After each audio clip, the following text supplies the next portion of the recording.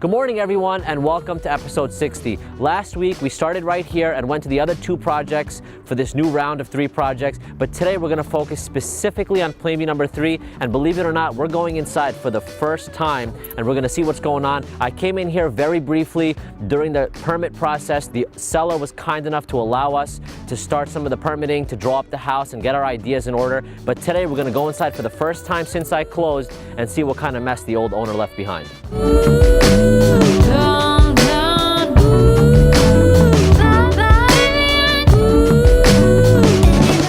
All right, so here's the plan.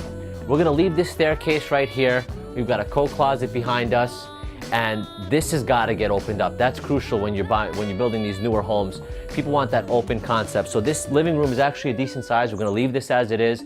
All the windows, all the electric, all the plumbing, everything's coming out. We're gonna redo everything. This wall right here is gonna come down and open up the living, dining, kitchen area. So we're gonna leave this formal dining room where it is. And this kitchen right here, let me see if I can get some lights on.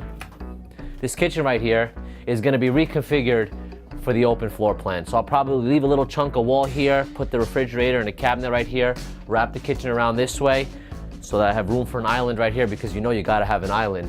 And basically this is gonna be our open living concept on the first floor. Living, dining, and kitchen right here. Over here is where some of that magic is really gonna start to happen. We've got a powder room. We're gonna leave that here, obviously gut it, new plumbing, new electric.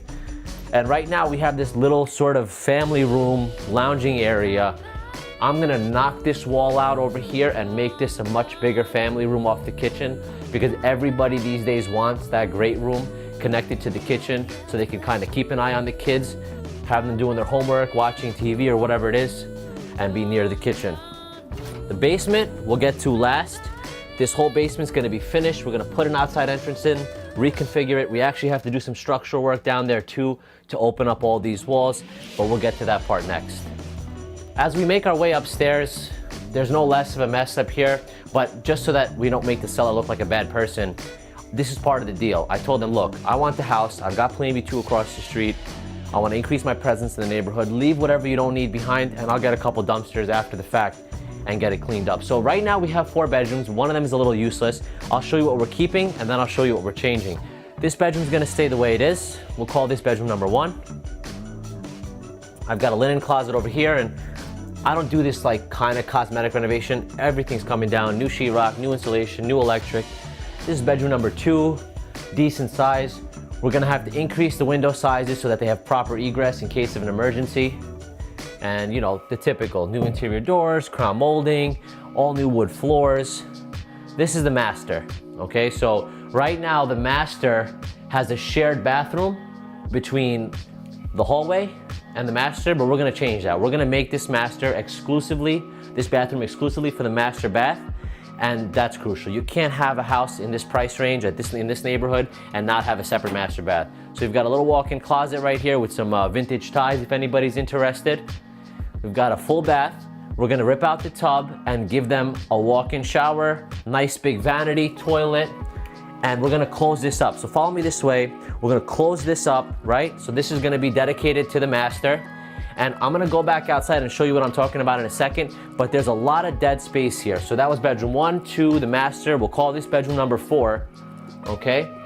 And so this room is small, and there's a lot of dead space in front. And when we go outside, I'm gonna show you what I'm talking about, but I'm gonna raise the ridge, raise the roof line, and gain more space on the second floor. And what's gonna happen with this area is, of course, now that you've taken that bathroom for the master, you need another bathroom for the other 3 bedrooms. So this is gonna be a laundry, a full bath, and this hallway is gonna continue, and there's gonna be a large bedroom this way. Everybody loves the laundry on the second floor. You gotta have the dedicated bath for the master, and you gotta have 4 proper bedrooms upstairs, and I'm gonna check off all of those boxes as part of this renovation and reconstruction. Anybody hungry? We got some clam chowder, we got some tomato soup. I'm just kidding. Downstairs we've got a mess. Wow. I thought they would have grabbed more of their crap than this, but this is what we're dealing with down here. We're gonna open up the whole thing. Okay, Matt, you're gonna have to work your magic because it's kind of dark down here. Let me see if I can get some more lights on. All right, so we're gonna take down that whole wall that's partitioning this basement and make this an open concept. I'm gonna get to consolidate some of this HVAC space and make a utility closet. That oil tank is gonna come out. We've already run gas service here.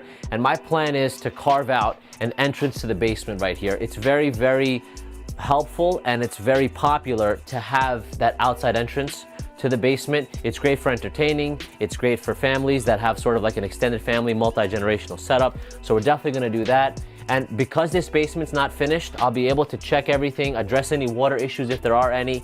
I'm gonna waterproof the walls, frame it out, insulate it, and finish this basement to the same quality and standard as everything upstairs. Now that we've seen the inside and I've shared with you my plans on the inside, let's talk about the outside, because obviously the curb appeal right now is trash and we're gonna have to transform it to look more like that house across the street right there.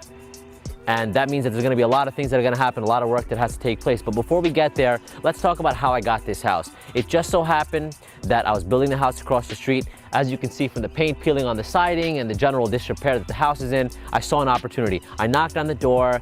The person that I bought that house from knew this person, sort of made the introduction, and we were able to put a deal together off market in just a few days. And here we are. Let's start with this front elevation.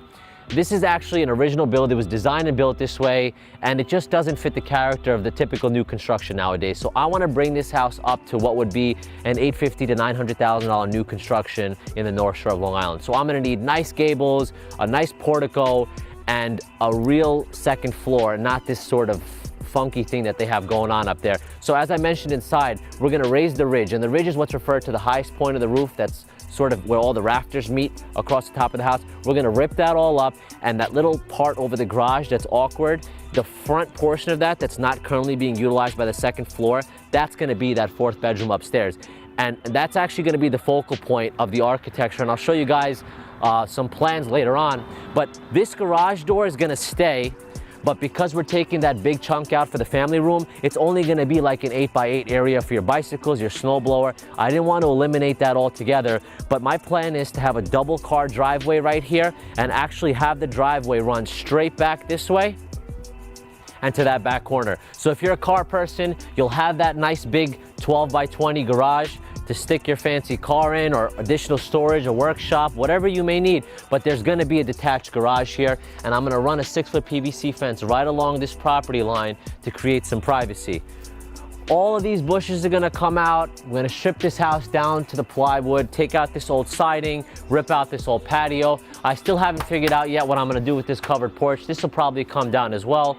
That shed's gonna come down. I want a nice big paver patio, 6-foot PVC fence all the way around, sod, sprinklers, mulch, the whole bit. You guys know the Pinnacle approach now at this point. And on this side, I have just enough space with the setbacks to make a basement entrance. So I'm gonna carve out a staircase going this way that's gonna go downstairs into the basement, and I'm gonna tie it in nicely with the patio like I do on most of my builds. So every single corner of this property is gonna get addressed.